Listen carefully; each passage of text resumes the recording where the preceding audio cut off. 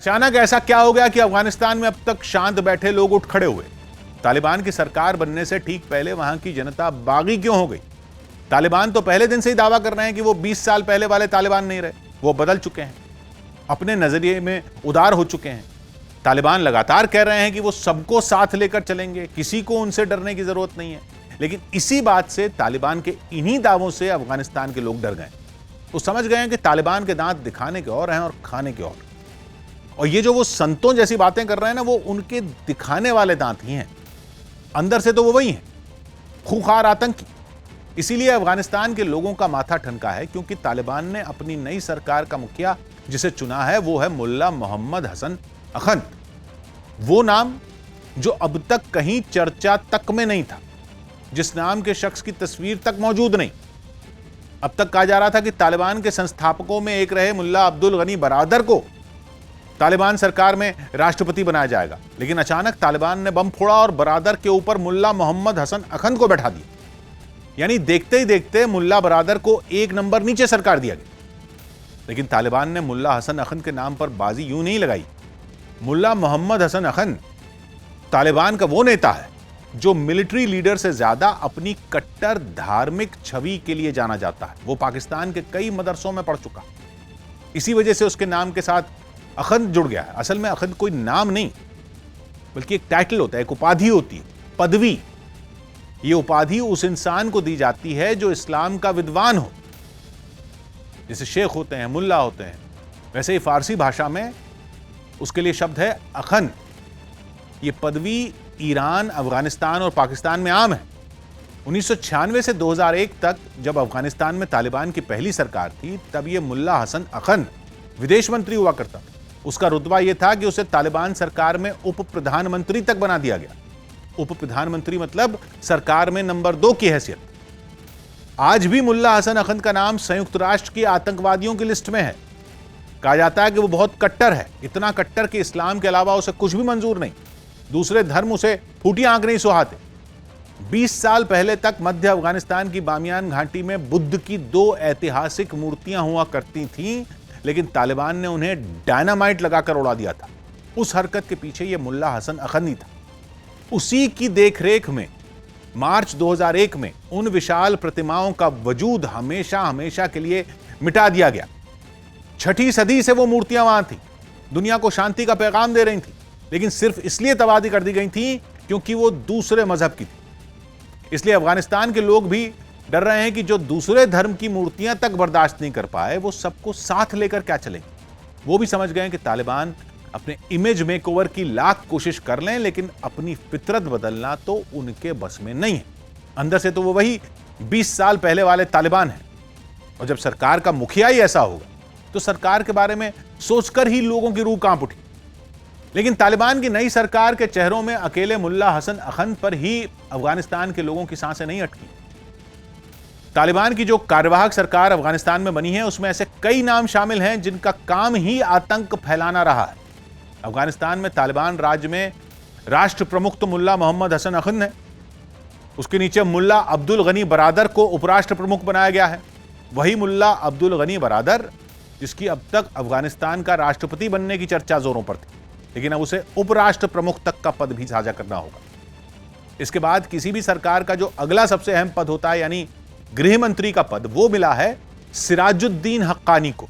उस सिराजुद्दीन हक्कानी को जिसके पिता जलालुद्दीन हक्कानी ने आतंकी संगठन हक्कानी नेटवर्क की नींव रखी थी।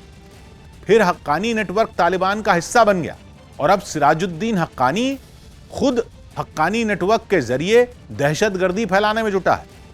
हक्कानी नेटवर्क को अमेरिका ने आतंकी संगठन घोषित किया हुआ है और सिराजुद्दीन हक्कानी के पीछे तो उसकी एजेंसियां यूं हाथ धोकर पड़ी हैं कि अमेरिका ने उसकी खबर देने वाले को $50 लाख, यानी भारतीय रुपयों में लगभग 37 करोड़ रुपए तक का इनाम देने का ऐलान किया हुआ है।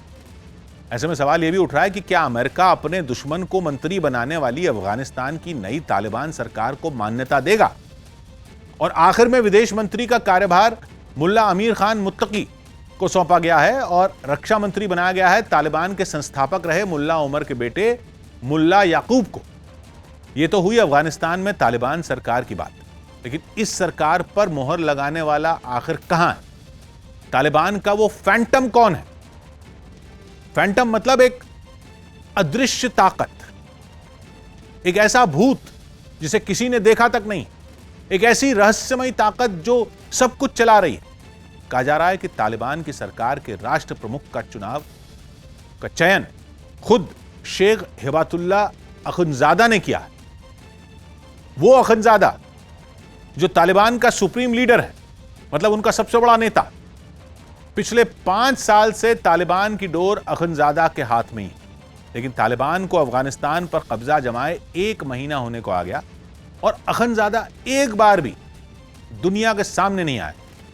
ये बात कुछ पछती नहीं। 15 अगस्त को जब तालिबान ने काबुल पर अपना कब्जा जमाया था, उसके बाद अपनी जीत का डंका पीटने के लिए उसके छोटे से छोटे और बड़े से बड़े नेता अचानक प्रकट हो गए।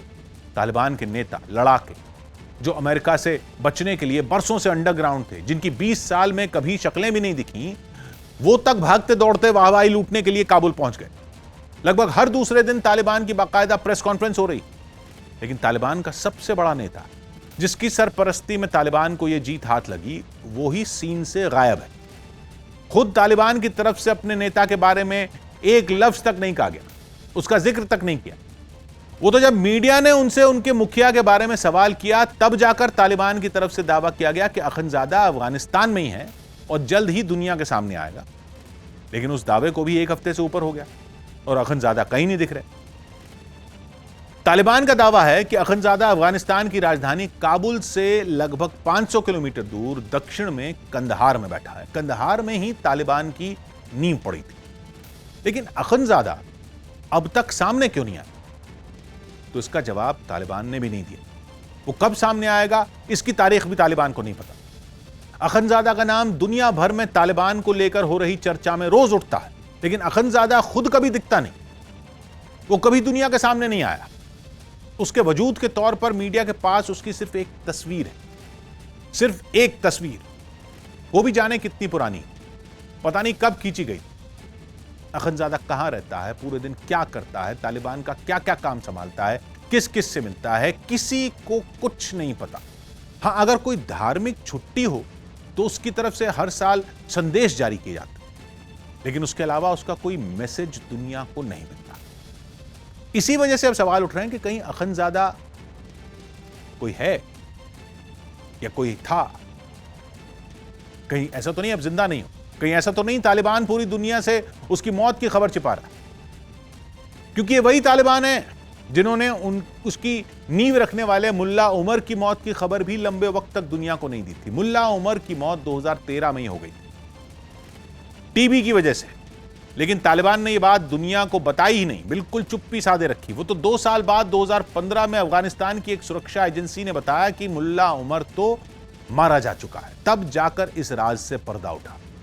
वैसे अपनी मौत से पहले भी मुल्ला उमर दुनिया के सामने नहीं आता था, ज्यादा किसी से मिलता जुलता भी नहीं था। तालिबान की पिछली सरकार के दौरान भी वो शायद ही काबुल गया और हमेशा कंदहार में रहकर ही अफगानिस्तान की सरकार पर नजरें जमाए रहा। अब हो सकता है कि अखुंजादा भी मुल्ला उमर के ही नक्शे कदम पर चल रहा हो सकता है कि वो अपनी सुरक्षा के लिए रणनीति के तहत दुनिया से जानबूझकर दूर हो, लेकिन उसकी मौत की खबरों का बाजार गर्म है। आज से नहीं, काफी पहले से।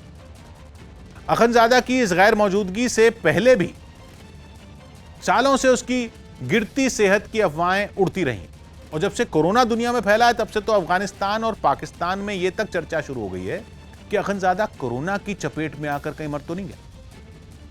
कहा यह भी जा रहा है कि वो बम धमाकों में मारा जा चुका है। अब अगर अखुंजादा वाकई मर गया तो इस वक्त उसकी मौत की खबर दुनिया से छुपाने के लिए तालिबान के पास कई ठोस वजहें भी हैं, क्योंकि जब मुल्ला उमर की मौत की खबर सामने आई थी तो तालिबान में सत्ता के बंटवारे के लिए उथल पुथल मच गई।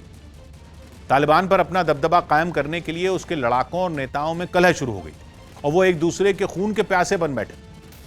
और अब तो तालिबान के लिए ज्यादा अहम और नाजुक वक्त पहले से उसके मुल्ला बरादर, मुल्ला याकूब जैसे नेताओं और हक्कानी नेटवर्क में झगड़े की खबरें हैं। तालिबान में कई धड़े भी हैं। उस पर अगर यह खबर फैल गई कि अखुंजादा मर चुका है तो फिर तालिबान में ऐसी बंदरबाट शुरू होगी कि काबुल उनके हाथ से निकल जाएगा।